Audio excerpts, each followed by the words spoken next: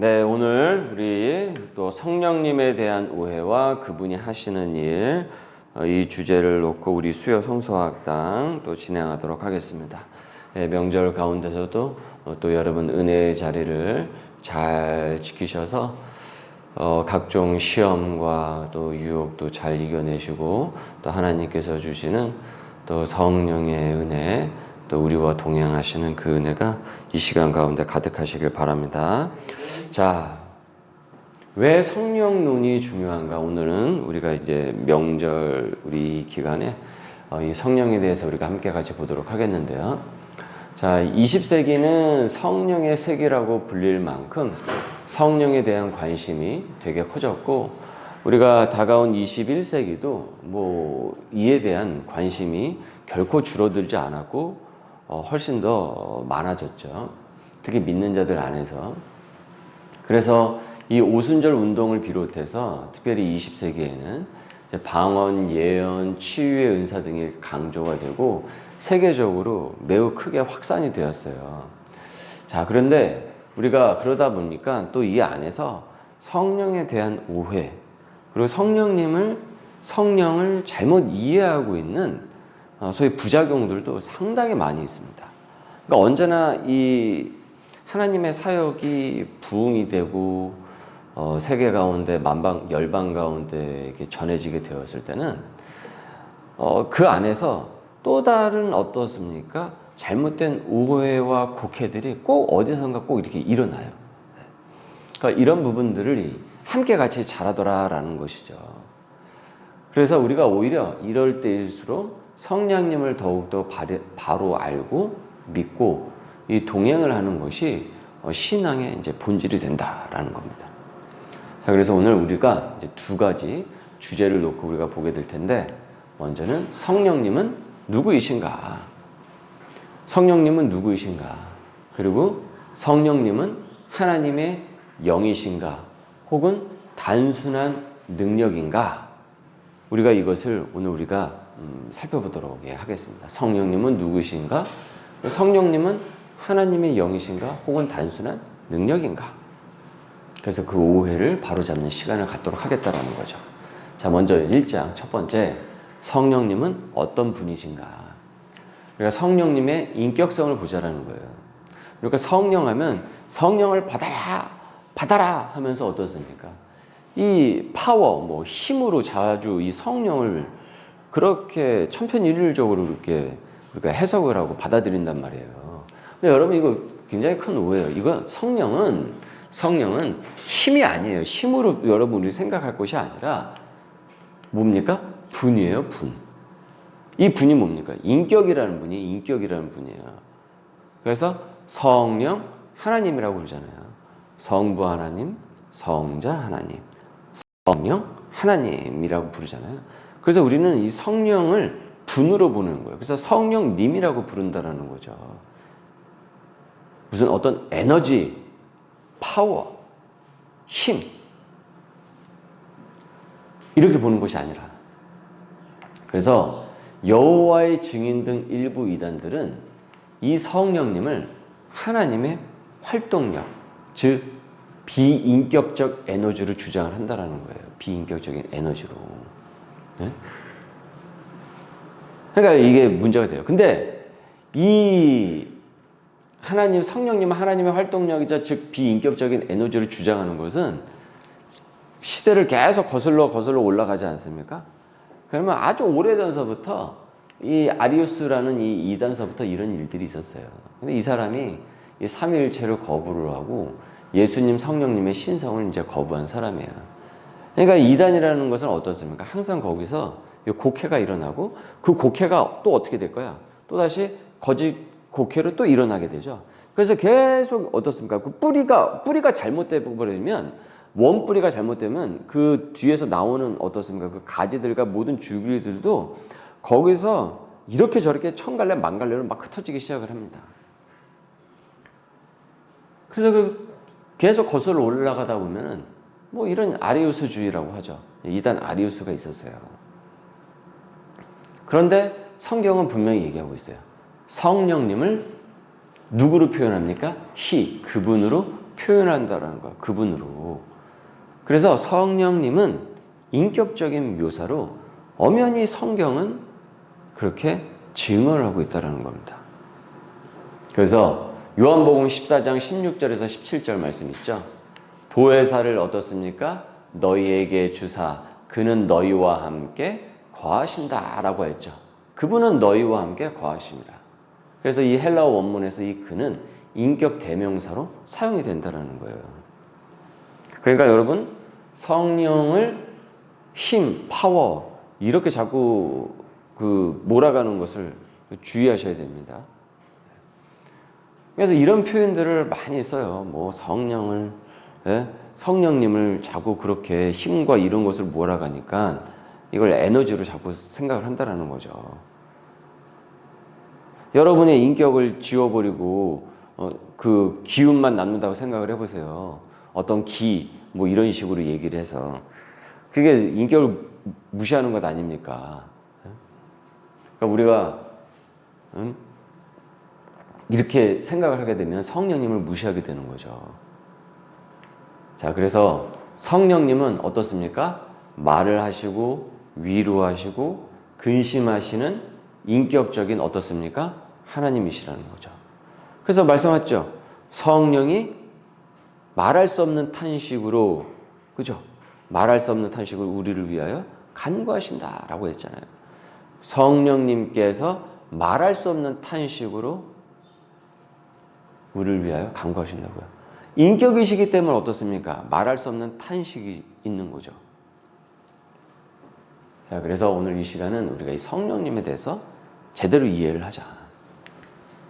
자, 그래서 성령님의 신성에 대해서 보면은 성령님은 어떻습니까? 곧 하나님이시다라는 거예요. 자, 그래서 사도행전 5장 3, 4절 한번 보시면 여기 아나니아와 삽비라가 어떻습니까? 헌금을 속였죠. 그래서 그들이 큰 벌을 벌였죠. 그럴 때 베드로가 뭐라고 얘기합니까? 너희들이 성령을 속였다라고 하죠. 여러분 힘과 운동과 에너지라고 한다면 성령 받아라 이렇게 식으로 우리가 이해한다면 말이 안 되는 거죠. 어떻게 성령을 속일 수가 있습니까? 힘을 어떻게 속여요? 운동 에너지를 어떻게 속일 수가 있습니까? 인격을 가진 분이라는 것 전제로 지금 사도 베드로가 이 얘기를 하고 있는 거죠. 너희들은 성령을 속였다라는 거예요. 여러분 우리가 하나님의 뜻에서 왜곡을 하고 그리고 그분을 근심케 하고 거짓 부름을 계속하다 그러면은 이렇게 아나니아와 삽비라처럼 그렇게 한다 그러면 그건 우리가 성령님을 어떻게 해요? 속인 거예요. 성령님을 속였다라는 거예요. 속인 거예요. 그러니까 사람은 속일 수는 있어요. 근데 성령님을 속일 수 있습니까? 없습니까? 속일 수가 없는 거죠. 왜요? 우리의 마음의 세세에 그 마음의 속마음까지 다 알고 계시기 때문에. 그러니까 성령을 근심케 하지 않도록 우리는 주의를 해야 된다는 겁니다. 그러면서 하나님께 거짓말을 한 것이다 라고 선언하고 있어요. 삼일체 대신에 하나님께 거짓말을 한 것이다. 그래서 성령님을 속인 것이 곧 하나님을 속인 것과 어떻게 돼요? 동일하게 되는 거예요. 그래서 고린도전서 3장 16절 그 유명한 구절이 있죠. 너희는 하나님의 성전인 것과 너희들이 하나님의 성전인 것과 우리 보고 교회래요. 교회 성전인 것과 하나님의 성령이 어떻습니까? 너희 안에 거하는 것을 아니 너희들은 알지 못하느냐? 그래서 성령의 내주가 곧 하나님의 내주임을 밝히고 있다는 거죠. 그래서 여러분 성령님은 어떻습니까? 창조주 하나님과 동일 본질의 신격을 가진 분이라는 겁니다. 우리가 이것을 잊지 말아야 될 것입니다. 자, 그래서 우리가 이 성령님을 삼위일체 안에서 우리가 한번 보자라는 거예요. 자, 성경은 하나님 아버지, 성부 아버지, 성부 하나님, 아들 예수 그리스도, 성자 하나님이 그다음에 성령 하나님을 함께 항상 언급을 하고 있어요. 여러분 하나님이 인간이 되어 오셨다라고 했을 때 성부 하나님이 인간이 되어 오신 게 아니에요. 성자 하나님이 인간 되어 이 땅에 오신 거예요. 그래서 삼위일체 교리가 되는 거예요. 그래서 성경에는 삼위일체라는 말이 나오질 않아요. 그 말 자체가 없어요. 단어가. 그런데 성경을 보면 삼위일체에 대해서 얘기하고 있기 때문에 이것을 신학적으로 아주 간결한 표현 양식으로 삼위일체라는 표현을 쓴 거예요.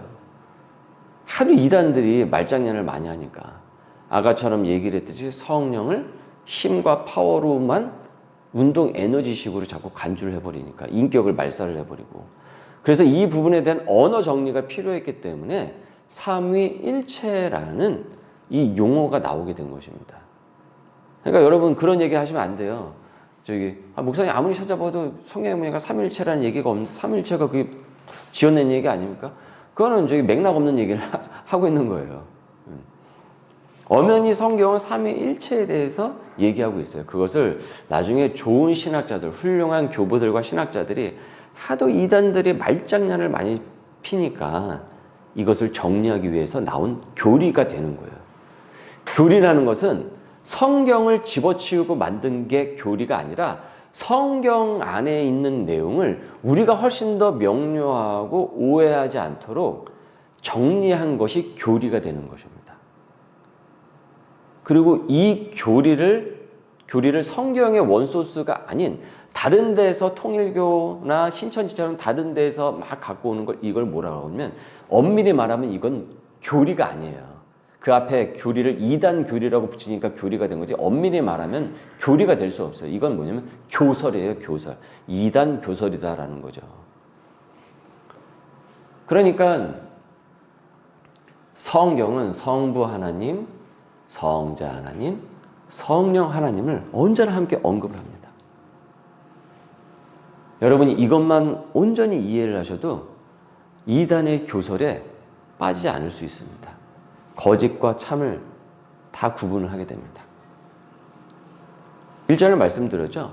저는 에르메스에 무슨 어떤 백이 있으면 그걸 가짜와 진짜를 구분할 줄 모른다고. 저보고 가짜를 보여줘도 이게 진짜입니다라도 저는 구분할 수가 없어요. 왜 그럴까요? 저는 진짜를 본 적이 없어요. 진짜가 뭔지도 모르고 관심도 없고. 그러면 제가 진짜를 알기 위해서 가짜를 여러 백을 연구하면 내가 진짜를 압니까? 그 어느새 그거 가짜 가품을 제가 다 조사하고 알 필요가 뭐가 있습니까? 시간 낭비지. 그럼 어떻게 될까요? 진짜를 알면 되겠죠? 진짜를 알면 굳이 가짜를 많이 알 필요가 있습니까? 없습니까? 없죠. 구분할 수가 있으니까. 그러니까 여러분도 그렇게 생각하시다라는 겁니다. 온전한 성경의 말씀을, 교리를 잘 이해하고 있으면 굳이 비유풀이가 뭔지, 뭐 이런 얘기 저런 얘기 그거 언제 다 듣고 있습니까? 그건 전문가한테 맡기시라고요. 여러분은 복음을 전하고 소명대로 살고 거기에 여러분의 에너지를 응축을 하시면 되는 겁니다.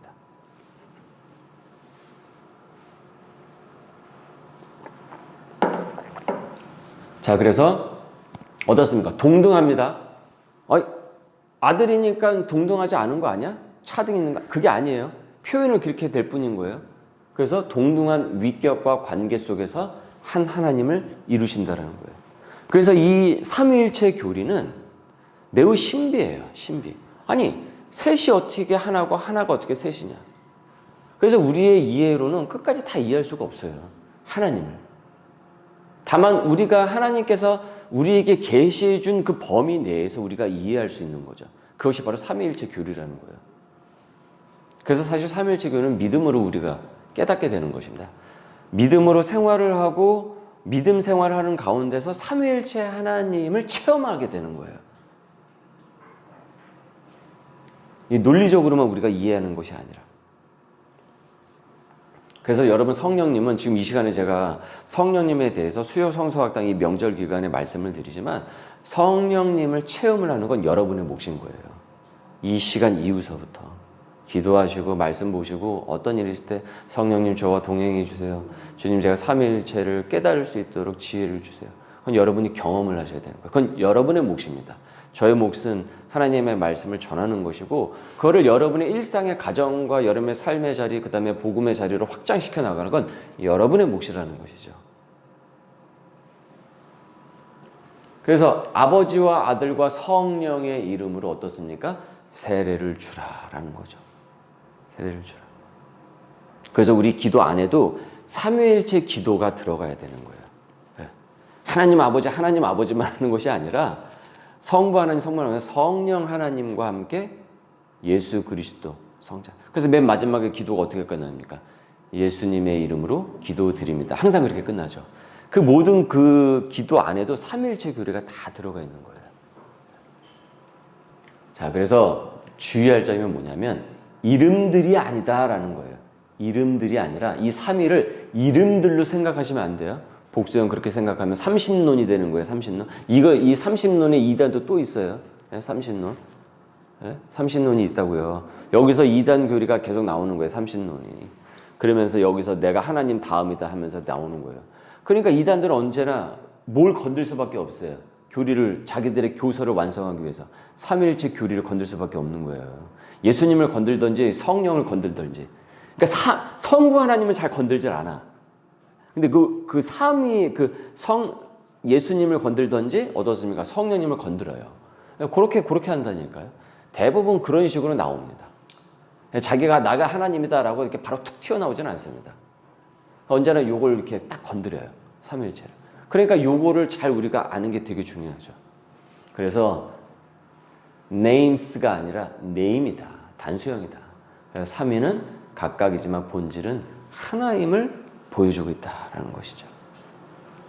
그래서 고린도서 13장 13절에 주 예수 그리스도의 은혜와 하나님의 사랑과 성령의 교통하심이라고 했죠. 성령의 교통하심이 너희 무리와 함께 있을지어다. 그래서 삼위가 어떻습니까? 동등하게 축복의 주체로 등장을 하게 되는 것이죠. 등장을 하게 되죠. 그래서 제가 그 마지막에 목회자가 축도를 할 때 성부와 성자와 성령의 이름을 항상 언급을 하잖아요. 이게 되게 중요한 내용이잖아요. 그러니까 마지막에도 그러니까 어떻습니까? 여러분이 그냥 그냥 뭐 축도니까 축도인가 보다라고 생각할지 모르지만 곰곰이 여러분 이번 주서부터 주일 예배를 드리실 때 마지막 축도까지 곰곰이 잘 들어보세요. 이 안에도 다 삼위일체가 다 들어가 있구나. 그것을 깨닫게 되실 것입니다. 그래서 성령님의 속성과 사역을 보면은 히브리서 9장 14절에 영원하신 성령으로 말미암아라고 했죠. 여러분 성령님이 잠깐 있다가 없어지고 그러는 겁니까? 예? 잠깐 있다가 없어져요? 이제는 성령의 시대다 해가지고 그러면은 21세기는 성령의 시대야. 그러면 그 전에 성령님 없었어요? 뭐 19세기, 18세기에는 성령님이 없었어요? 세대주의 해석이 그런 식으로 가죠. 지금은 이런 시대고 저런 시대고 이런 시대고 성령의 시대고 옛날에는 아버지의 시대고 뭔 시대고 그렇게 시대별로 막 구분한다 이겁니다. 그게 아니라 성령은 어떻습니까? 영원하신 거예요. 영원. 천지 창조 그거 하실 때도 다 어떻습니까? 다 계셨단 말이죠. 그래서 성령님 또한 어떻습니까? 하나님의 본성을 가지신 분임을 증명을 하고 있습니다. 그래서 성령의 주요 사역은 보혜사로서 위로하심과 진리를 깨닫게 하심, 죄를 책망하심, 성도의 내주와 인도, 그리고 교회의 연합과 은사를 분배해요. 이건 다 요약을 한 거예요. 그래서 여러분 그 강의 안에도 말씀을 드렸지만 이 내용을 어떤 내용을 제가 축약했다고 했습니까? 덴버 신학교의 정성욱 교수님의 그 조직신학론을 제가 축약을 해서 우리 교우분들과 함께 나눈다라고 제가 말씀을 드렸어요. 네. 그래서 정리가 잘 돼 있으신 것 같아서 제가 따로 만들 필요 없이 그분의 글을 잘 요약을 해서 지금 이 시간에 함께 같이 나누는 겁니다. 사실 양이 굉장히 방대한데 이 명절 특선으로 단회적으로 우리가 성령님에 대해서만 좀 보고 있어요. 자, 그래서 여러분이 이 이후에 또 나머지 참고를 하시려고 그러면 좀 이렇게 그 영상 올려놓으니까 좀 멈추시고 한번 각각 찾아보세요. 구절들을 이렇게. 그러니까 얼마나 좋은 시대입니까? 이런 거 이렇게 할 수 있는 시대가. 여러분 지금 이 시간에 명절에 지금 안 계신 분들 많잖아요. 지금 다 내려가시고 식구들 만나고 있지 않습니까? 근데 어쨌든 남겨놓으시면 또 공부할 수가 있잖아요. 그러니까 이런 쪽으로 문명의 이기를 사용을 하시라고요. 쇼폰 보느라고 계속 스크롤을 하고 쓰잘데기 없는 내용을 계속 보면서 우리의 인생을 낭비하는 게 아니라. 그러니까 언제나 이 세상의 문명은 항상 이 유혹과 유용이 함께 같이 옵니다. 그러니까 알곡과 가라지가 항상 같이 온다는 것을 긴장을 하시고 가라지를 최대한 뭡니까 이거 키작을 하듯이 털어내 버리고 필요한 것만 갖고 오시라는 거예요. 그게 지혜입니다. 지혜. 이 시대에는 그 지혜가 되게 필요해요. 자, 그래서 다시 요약을 하면 성령의 주요 사역은 어떻습니까? 보혜사로서 위로를 하시고 우리를 위로하시고 말할 수 없는 탄식으로 우리를 위하여 친히 간구하신다. 진리를 깨닫게 하신다. 이게 진짜야? 가짜야? 똥이야? 된장이야? 고추장이야? 이거 구분할 수 있도록 진리를 깨닫게 하십니다. 그리고 어때요? 죄를 책망을 하세요. 나 이게 뭐가 죄야? 그럴 수 있지. 살다 보면 다 그런 거지. 아니야, 그게 죄야. 네 안에 있는 죄가 따를 틀고 있어. 그거 그대로 놔두면은 계속 번식하게 될 거야. 그 번식력이 너의 가정을 집어삼켜. 그 번식력이 네가 하고 있는 그 일을 집어삼켜. 교회를 위험에 빠뜨려. 결국 너의 영혼을 위험에 빠뜨려. 이런 죄를 깨닫게 하신다는 겁니다. 성령님께서. 그리고 우리 안에 내주하시면서 어때요? 우리의 길을 가장 우리에게 좋은 길로, 오늘을 잘 좋은 길로 인도해 신다는 거죠. 여러분 이번 명절에 저기 추석 예배 잘 들으셨습니까? 그 명절 예배지 다 제가 복사해서 드렸죠. 여러분 그냥 읽으시면 되는 거예요. 인도자가 그냥 읽으시면 되고 여러분이 딱 할 거는 뭐예요? 그 기도만 하시면 되는 거예요. 심지어 공동 기도까지 다 실어놔 드렸어요. 찬송가고 뭐고 찬송가 없어도 그거 한 장 보면 다 되십니다. 설교문까지. 그거 안 하신 분들은 빨리 지금 나머지 늦게라도 하십시오. 식구들 모아놓고 꼭 하세요. 그러면서 명절에 말씀을 드렸잖아요. 올해 명절에 어떻다고 시험에 더 많이 듣다고 오히려 유혹도 많아지고 그러니까 우리가 말씀을 항상 무장을 해야죠. 성령의 내주와 인도하심이 필요하다. 그리고 성령께서 우리를 이렇게 사역을 인도하신다. 그리고 이게 되게 중요하죠. 성령님께서 교회를 모이게 하십니다. 사람을 모이게 하세요. 신기합니다. 여러분 우리 소명의 교회가 교인이 구성이 됐는데 서로 얘기를 나누다가 어떻습니까? 서로 간에 공통 분모를 발견을 하게 되었죠. 네.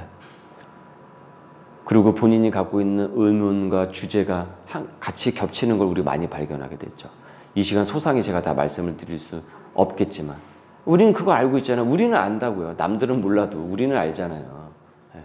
그러면서 어떻게 이렇게 공동체가 구성이 되게 되었는가 이곳에서 알잖아요. 이렇게 교회를 모이게 하세요. 성령께서. 성령이 이끄시는 거예요. 성령님이 여러분 안에 있는 성령님이. 그리고 어때요? 은사를 어떻게 합니까? 적절하게 분배를 시키신다는 거예요. 성령님께서. 너는 이 은사를 해라. 너는 이 은사로 교회를 세워라. 이렇게 하면서 교회를 세워가게 하신다는 거예요. 그래서 본부를 만드세요. 그래서 여기서 힘을 얻고 세상을 어떻게 해요? 파송이 되어서 제자들을 구현을 해 나가는 거죠. 이게 성령님께서 하시는 사역이라는 겁니다. 하시는 일이다. 정리가 깨끗하게 되셨죠. 이 부분들에 있어서. 자, 그래서 성령님은 어떻습니까? 단순한 능력의 공급자가 아니다. 인격적 관계에 하나님이실 수밖에 없는 것이다.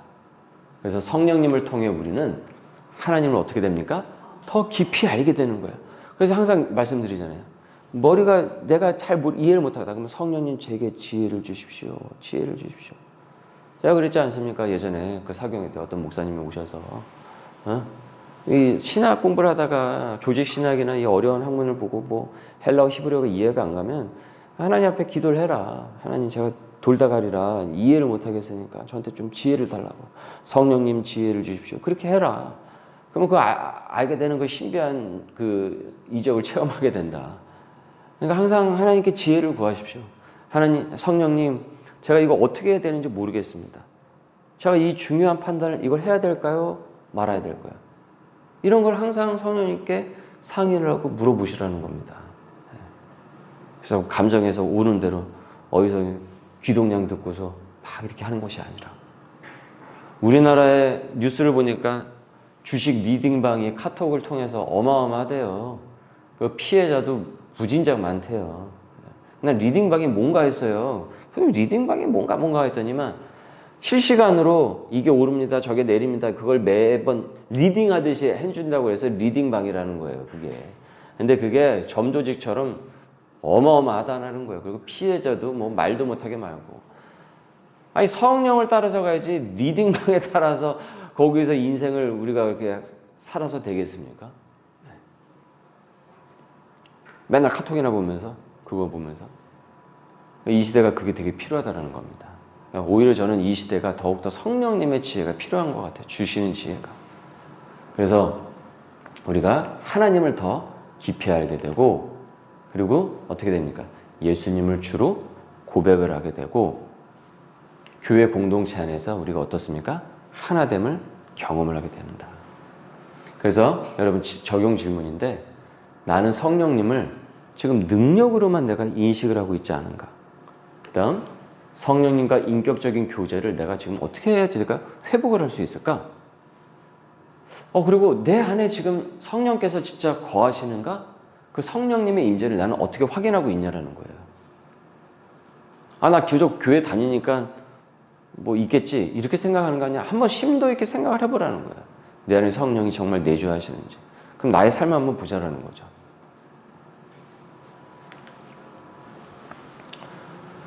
그래서 성령님은 무슨 일을 하시는가? 앞전에서 제가 이제 맛보기로 우리가 함께 봤는데, 조금 더 살펴보시면은 성령님의 사역 중에는 여러분 일반 사역과 어떤 사역이 있냐면 특별 사역이 있어요. 일반 사역과 특별 사역이 있는데, 자, 복음주의 신학자들은 성령님의 사역을 크게 두 가지로 이제 구분을 했습니다. 그래서 첫 번째는 일반 사역인데, 이건 뭐냐면 모든 피조 세계에 공통적으로 역사하시는 사역이에요. 즉 성부, 성자와 함께 어떻습니까? 우주의 만물을 어때요? 창조를 하시고 유지를 하시고 어떻게 합니까? 섭리를 하신다라는 거예요. 그분도 이 세상 가운데서. 그래서 성령님은 이 땅에 생명을 주시고 유지하시는 분이라는 거죠. 그래서 창세기 1장 2절에 하나님의 영이, 그죠? 하나님의 영이라고 나오죠. 수면 위에 운행하신다라는 이 표현이 나오고 있어요. 그래서 이 일반 사역 안에는 여러분 인간의 사회, 문화, 자연 질서의 유지도 포함이 됩니다. 유지하는 거예요. 성령께서 이 땅을 통치하시고 유지하지 않으시면 이 세계는 죄로 인해서 다 멸망하고 말았을 거예요. 벌써 다 끝장이 났을 거라 이겁니다. 우리는 이렇게 해석을 한다는 거예요. 그래서 성령님께서 죄의 영향력을 어떻게 해요? 제한을 하세요. 마지막 날까지 좀 제한을 하시는 거예요. 아직 근절할 때가 아니기 때문에, 그 오메가의 때가 오지 않았기 때문에.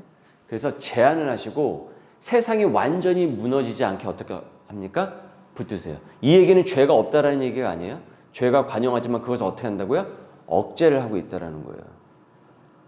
이것을 여러분 우리의 가정과 내 주변으로 공동체를 하다 보면은 우리가 하나님의 말씀을 할 때 변화가 팍팍팍팍 안 일어날 때가 있잖아요. 그렇게 됐으면 좋겠는데 기도하면 팍팍 날 수 있는. 근데 여러분 그걸 생각을 하셔야 돼요. 내가 기도를 놓지 않고 내가 이 복음의 복음의 줄기를 놓지 않으면서 그래도 끝까지 내가 버티고 가정 가운데서든 내가 어떤 공동체 가운데서든 내가 하고 있는 일 가운데서 버티는 것은 사실은 그것이 죄가 더욱더 관영하지 않도록 그래서 억제하는 역량도 분명히 있다는 것을 여러분 기억하셔야 되는 거예요. 그걸 놓지 않아요? 그러면 더 뿌리가 막 이쪽 저쪽 산발로 막 나타나게 될 거예요. 이처럼 죄의 영향력을 제한하시고 세상이 완전히 무너지지 않게 붙드신다. 따라서 여러분 이 세상은 어떻습니까? 완전하진 않아요. 완전하진 않지만 여전히 어떻습니까? 살만한 세상으로 유지가 되고 있는데 성령께서 마지막 날에 이르기까지 그것을 어떻습니까? 제한하시고 통치하시는 영역이 있다라는 거죠. 그래서 성령님의 일반 사역은 창조와 어떻습니까? 생명을 유지하는 거예요.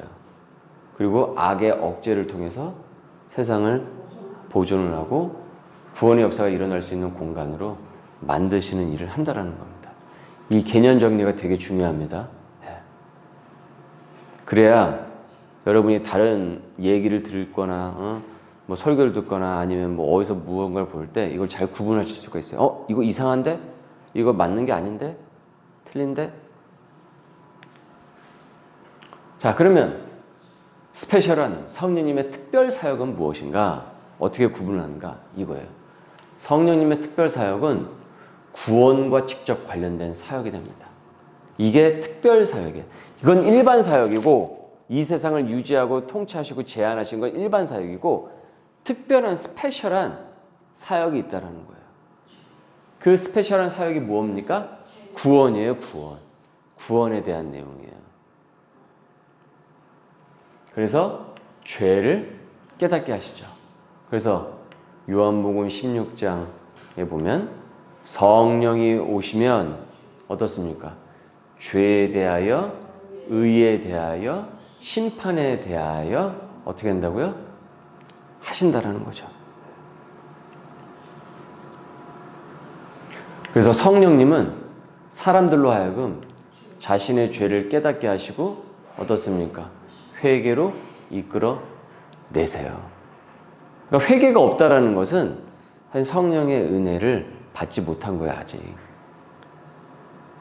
아직 그 사람은 온전한 크리스찬이 되질 않은 거예요. 사실은 회개가 없다라는 것은. 회개가 이렇게 중요한 거예요. 그리고 회개는 건성이 아니에요. 뭐라고 그랬습니까? 마음을 찢는 것이라고 그랬죠. 정말 통회와 자복이 있습니다. 그래서 성령으로 세례를 받아 한 몸이 되게 하시고라고 했죠. 그리고 첫 번째가 이제 죄를 깨닫게 하시고 두 번째 뭡니까? 예수 그리스도를 증거하도록. 여러분 성령께서 정말 우리 안에 내주하시고 내가 그거를 느끼고 있다. 그러면 내 입을 통해서 누가 증거될 수밖에 없어요. 예수님을 증거될 수밖에 없고 그걸 하고 싶어요. 되게 하고 싶어요. 입이 근질근질해요. 못하면 되게 힘들어요. 그래서 뭐라고 합니까? 내가 말을 못하면 내가 오히려 힘들다라고 하는 것이 다 선지자들의 공통된 얘기 아닙니까? 그래서 성령님은 예수님을 믿게 하시고 예수님이 구원자이심을 확신하게 합니다. 그리고 아는 것이 아니라 믿고 영접하는 것으로 나아가고 그것을 복음을 전파하고 싶어 해요. 내가 성령 세례를 받았고 내와 성령께서 내 안에 내주하신다 그러면은 어떻게든 내가 전할 수밖에 없어요. 그게 안 될 수가 없어요. 그런 일이 일어나지가 않아요. 그리고 내가 그걸 잘 못하잖아요. 그럼 자꾸 기도하게 돼요. 답답해하게 되고. 그리고 과거형에 머물지 않아요. 나 옛날에 이렇게 했는데 저렇게 했는데 그 언제적 얘기를 해요. 이건 언제나 진행형이에요. 그럼 뭐 역사도 성령의 역사도 그럼 거기서 딱 근절되고 끝나는 겁니까? 그러니까 잠시의 어떤 유혹과 시험 때문에 소강 상태에 잠깐 있을 수 있다고 할지라도 그 마음에 이건 어떻습니까? 하나님의 사명을 감당하기 위해 계속 한다라는 거죠. 그래서 구원의 적용을 하게 하죠. 그래서 개인 구원과 교회를 형성하게 한다라는 겁니다. 그래서 성령님은 어떻습니까? 개인에게 믿음을 주시고 중생, born again, 새롭게 태어나도록 거듭남을 일으키셔요. 그래서 예수님이 니고데모에게 너가 뭐라고 그랬습니까? 물과 성령으로 너가 나지 않으면은 하나님 나라에 들어갈 수가 없다라고 얘기하셨어요. 그래서 성령의 은혜를 받으면 회개가 일어나고 그 회개를 통하여 하나님 앞에 나오게 됩니다. 그리고 아까 말씀드렸죠. 성령님은 믿는 자들을 어떻게 한다고요? 하나로 모으셔가지고 여러분 교회를 이루게 하십니다. 교회라는 게 뭡니까? 사람을 만나는 거예요. 인격과 인격이 만나는 거예요.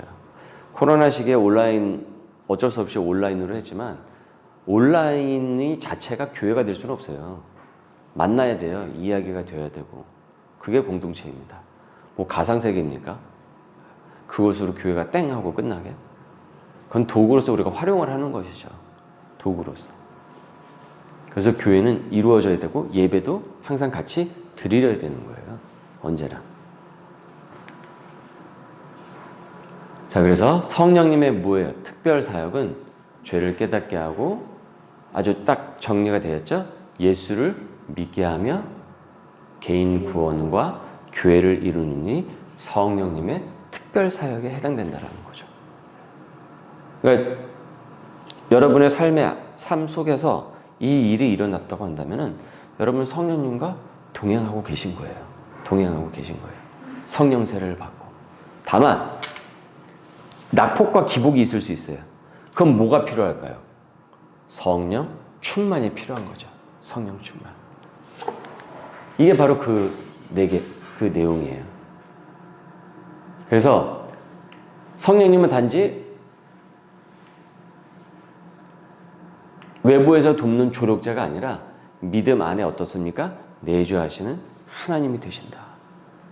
그래서 내가 떠나가는 것이 너에게 유익이라 라고 예수님께서 말씀하신 이유가 바로 이것이 되죠. 성령님이 오심으로 예수님은 이제 시간과 공간의 제한을 받지 않고 모든 믿는 자 안에서 어떻습니까? 함께 하시는 거예요. 그러니까 이 시대는 성부, 성령님 삼위일체로서 어떻습니까? 우리가 주님과 함께 어떻게 동행하는 거예요. 그래서 성령님 우리 안에서 의와 평강과 희락을 누리게 하시고 은사와 열매를 통해 교회를 세워 가신다라는 겁니다. 그래서 조나단 에드워드 위대한 신학자는 우리가 하나님께 받는 모든 영적 선물의 총체가 무엇이라고까지 얘기합니까? 성령님이라고까지 얘기했었어요. 그래서 성령님이 내주는 그저 단지 어떤 감정의 체험이 아니라 하나님 나라의 능력과 생명이 우리 안에서 진짜 역사하는 실제인 것이다. 네. 그래서 여러분 이걸 기억합시다. 성령님은 어떻습니까? 창조의 순간부터 지금까지 세상을 붙드시고 생명을 유지하는 분이다. 정리하자면. 그리고 성령님은 어떻습니까? 죄인을 회개시키고 예수를 믿게 하고 구원의 역사를 완성을 시키신다. 그리고 오순절 이후 성령님은 우리 안에 내주하시며 이제 무엇을 세우셨습니까? 교회를 세우셨다라는 거죠. 이렇게 여러분 교회가 중요한 것입니다. 그래서 저도 교회의 사명자로 부름받은 것이죠. 그걸 포기할 수 없었던 이유가 바로 여기에 있었고. 그리고 여러분 이게 중요하죠? 성령 충만은 단순한 감정의 고향이 아니라 어디로 가는 겁니까? 예수 중심의 일상의 삶으로 나아가는 일상의 순종이라는 것입니다. 그게 성령 충만입니다. 그러니까 여러분이 생각을 하실 때 나 요즘 생활이 별로야. 정말 아니야. 근데 예전에 안 그랬는데 내가 왜 그럴까? 내가 성령 세례를 못 받은 걸까? 내가 하나님을 못 만난 사람인가? 진짜 그래서 그런 사람일 수도 있고 진짜 그렇지 않고 그 안에 우리 안에 어떻습니까? 유혹과 번민이 있을 수 있다는 거예요. 그런데 대체로 정말 하나님과 인격적인 만난 사람들은 대체로 그런 부분에 있어서 때로는 감정의 그런 어려움과 이런 것들을 겪을 수 있어요. 그래서 우리에게 필요한 것이 무엇입니까? 성령 충만이라는 것이에요. 그래서 이게 나오죠. 성령 세계가 아니라 세례죠. 성령 세례, 성령 충만. 이거는 오늘 못 살펴보고 이것만 마지막으로 보고 끝낸다고 한다면은 성령 세례는 무엇입니까? 구원의 시작이 된다는 거예요. 그래서 고린도전서 12장 13절 우리가 유대인이나 헬라인이나 종이나 자유인이나 다 한 성령으로 세례를 받아 한 몸이 되었다라고 하고 있어요. 한 몸이 되었다. 그래서 성령 세례는 어떻습니까? 그리스도인이 예수님을 구주로 믿을 때 일어나는 사건이 되는 것입니다. 그래서 성령님이 그 사람 안에 내주하기 시작하는 순간이 되고 이것은 여러 번 받는 게 아니에요. 세례를 이때도 받고 저때도 받고 맨날 받는 게 아니에요. 그게 아니라 단회적이고 어떻습니까? 영구적인 사건이라는 것이에요. 이것만 확실하면 돼요, 여러분이. 이걸 여러분들이 스스로 말씀 안에서 자가 판단을 해보시라는 겁니다. 그래서 한번 성령 세례를 받은 사람은 어떻습니까? 다시 받을 필요가 없어요. 그러니까 이단들이 당신 다시 또 성령 세례를 또 받아야 된다. 뭐 이런 식으로 저런 식으로 자꾸 유혹한다라는 겁니다. 그래서 옛날에 내가 받은 은혜가 다 말짱 거짓말이고 헛것이고 그냥 그런 것으로 치부한다라는 거죠. 근데 그게 아니라는 거죠. 저희 군대에 있을 때요, 세례식을 하거든요. 그러면 무슨 일이 벌어지는 줄 아십니까?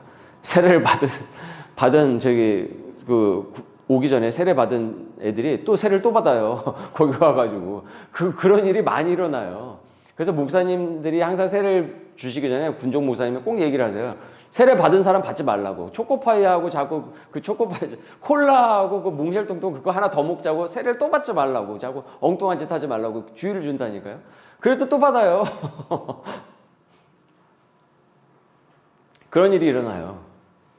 날마다 성령 세례가 매 기수마다 일어나더라라는 거예요. 그 안에서. 농담 같은 얘기로. 예. 그런데 이 성령 세례는 어떻습니까? 다시 받을 필요가 없어요. 한 번이에요, 한 번. 예. 그래서 성령 세례는 구원의 순간에 일어나는 신분의 변화예요. 신분이 아예 변화가 된 거라고요. 그래서 하나님의 자녀로 새로 태어나는 사건이 되죠. 여러분, 내가 대한민국의 시민인데 아니 한 번 찡 나왔으면 끝인 거지. 그것도 대한민국 다시 또 되돌아가가지고 다시 그렇게 돼요? 아니죠. 죽을 때까지 대한민국 시민이 되는 거예요. 즉 하나님 나라의 시민이 성령 세례를 말미암아 너는 하나님 나라의 시민 이렇게 하신 거라고요. 그러니까 여기에 대해서 다른 얘기를 하는 것에 대해서 넘어가시면 안 된다. 그래서 예수님을 구주로 믿는다라는 이 고백이 내 안에서 실제적인 변화를 만들어냈는가. 그리고 이것이 중요한 거예요. 이거가 제대로 확신이 되면은 끝난 거예요, 그거는. 그래서 성령이 내 안에 계시다는 확신을 내가 어떻게 경험하고 경험했는가. 이것만 확실하면 되는 거예요. 이게 확실하지 않으니까 자주 흔들리더라라는 겁니다. 그리고 중요한 게 이거죠. 여기서 헷갈리죠. 성령 충만은 지속적 순종의 삶이다. 성령 세례와 성령 충만을 잘 구분하시라는 겁니다. 에베소서 5장 18절. 오직 성령의 무엇을 받으라고요? 충만을 받으라. 성령 세례 받은 사람한테 성령의 충만을 받으라라고 한 거예요. 성령 세례를 받지 않은 사람에게 성령의 충만을 받으라는 것이 아니라 성령의 세례를 받은 사람에게 성령의 충만을 받으라라고 한 겁니다. 그래서 성령 충만은 한 번으로 끝나는 사건이 아니라 어떻습니까? 반복적이고 계속되는 상태가 되는 거예요. 여러분 만약에 성령 충만이 필요하죠. 그러니까 성령 세례를 다 끝 하면은 저와 여러분은 이렇게 계속 예배를 드릴 필요도 없어요. 굳이 명절에 나와가지고 뭘 은혜의 자리입니까? 굳이 이걸 뭐하러 해요? 이 시간을 뭐하러 가져요? 저도 이 시간을 그냥 쉬어버리는 게 낫지. 안 그렇습니까? 근데 왜 명절에도 은혜의 자리를 찾자고 한 것입니까? 성령 충만하자라는 거예요. 오히려 명절에 시험을 더 많이 들고 그 시간을 더 낭비하는 경우가 있으니까. 그래서 은혜의 자리를 지키자고 해서 이 시간 하는 건 아닙니까? 결국 이 자리는 무엇을 하는 자리입니까? 성령 충만해지자라는 자리인 거죠. 그래서 성령 세례가 구원의 시작이 되지 않습니까? 그러면 성령 충만은 구원받은 자의 무엇이 됩니까? 성장의 과정이 되는 거예요. 여러분, 우리 소명의 교회는 성령 충만한 교회로 계속 가야 돼요. 성령의 세례가 새로운 교인들에게 임하게 되고 그 성령 세례가 계속 은혜 가운데 유지될 수 있도록 성령 충만할 수 있도록 어떻습니까? 말씀과 기도, 사역들이 공고하게 이루어져야 되는 겁니다. 그래서 여러분 우리가 죄를 짓거나 육신의 지배를 받으면 어떨까요? 성령의 충만함이 어떻게 될까요? 줄어들려. 그래서 마음이 힘들어요. 그래서 성령 충만은 무엇을 해야 됩니까? 회개와 순종을 통해서 다시 회복이 될 수 있다는 거예요. 그래서 여러분 날마다 우리가 죄를 깨닫고 회개해야 되는 겁니다. 그래서 구분을 하면 성령 세례는 무엇이라고 했습니까? 단회적이고 구원이 시작이 된다. 성령 충만은 반복적이며 신앙의 성장과 성화의 과정이 이르가는 거예요. 그래서 계속 성령 충만을 여러분이 간구를 하시면 성장을 하게 돼요. 하나님의 백성으로서 성장을 하게 됩니다. 복음의 증거자로서 성장을 하게 됩니다. 입이 안 띄어졌어요. 마음은 여기 나오는데 입이 안 띄어져. 근데 계속 성장을 하다 보니까 어떻게 됩니까? 말이 띄어지게 돼요. 좋은 전도자가 돼요. 선한 전도자가 돼요. 그리고 좋은 소명자가 돼요. 그 일을 하게 되는. 어떤 일이든 맡겨주면 그 사람을 통하면, 이 사람을 통하게 되면 그냥 세상 일로 끝나는 것이 아니라 소명화로 가공이 돼요. 영적 가공이 돼요. 이건 성령 충만할 때 가능하다라는 거죠. 날마다 저도 말씀 앞에 설 때 성령 충만케 하옵소서 항상 기도합니다. 여러분, 저도 성령 세례를 받은 사람 아닙니까? 근데 목회자, 설교자도 날마다 무엇이 필요해요? 성령 충만이 필요한 거예요. 성령 충만하지 않으면 에너지가 떨어질 수밖에 없어요. 저도 힘이 떨어져요. 유혹에 더 많이 노출이 되고. 그래서 엊그저께도 저희 아내하고 그런 얘기 했어요. 명절이어도 말씀하는 거는 그대로 똑같이 가고 있지 않느냐. 어떻게 보면 그 시간을 더 할애해야 되니까 명절이 줄어드는 것 같죠? 아니에요. 오히려 더 어떻습니까? 우리가 말씀을 보면서 사역자가 더 성령 충만케 해야 되니까 더 명절이 더 명절다워지게 되겠죠. 그래서 여러분, 우리가 내 신앙이 충만한가? 아니면 내가 정말 지금 소멸되고 있는 것처럼 느끼지가 않는가? 내가 이렇게 하면 안 되는데? 그래서 성령님이 내 삶을 다스리도록 내어드린 부분과 그렇지 못한 부분이 있을 거예요. 그것을 우리가 오늘 이 내용을 통해서 점검을 하실 수 있길 바랍니다. 자, 그래서 쭉 제가 정리를 해드렸습니다.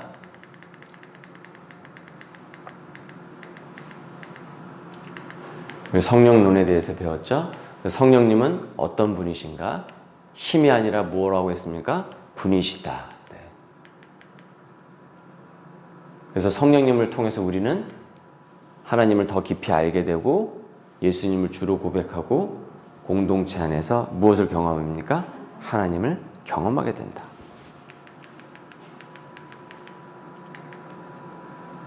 그래서 성령님의 특별 사역은 뭐라고 그랬습니까? 일반 사역도 있지만 특별 사역은 뭐라고 그랬습니까? 죄를 깨닫게 하고 예수를 믿게 하고 개인의 구원과 교회를 이루는 일이다 라고 했습니다. 네. 오늘 우리 이 성령님에 대한 오해와 또 그분이 하시는 일에 대한 내용을 우리가 함께 같이 살펴봤습니다. 네, 남은 명절 여러분 또 복된 명절이 되시고 또 은혜 가운데서 또 성령 충만한 은혜가 가득하시길 바라겠습니다. 기도하겠습니다. 은혜가 많고 감사하신 주님, 오늘 우리에게 귀한 또 이 시간을 허락하여 주심을 감사드립니다. 날마다 성령 충만케 하여 주옵시고 성령님과 함께 같이 동행하는 우리의 일상의 삶이 될 수 있도록 역사하여 주시옵소서.